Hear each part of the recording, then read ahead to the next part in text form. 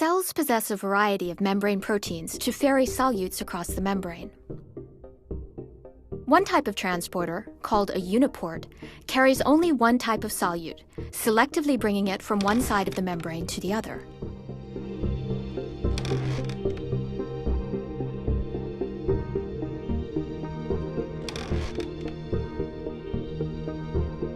In contrast to UNIPORTs, coupled transporters carry two types of solutes. If both solutes are moving in the same direction across the membrane, the transporter is called a SYMPORT. In this example, the solute represented by the circle is carried down its concentration gradient, from high concentration to low.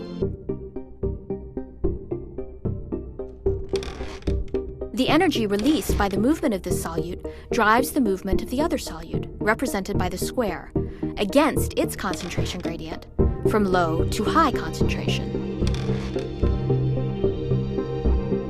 When the coupled transporter moves solutes in opposite directions across the membrane, it is called an antiport.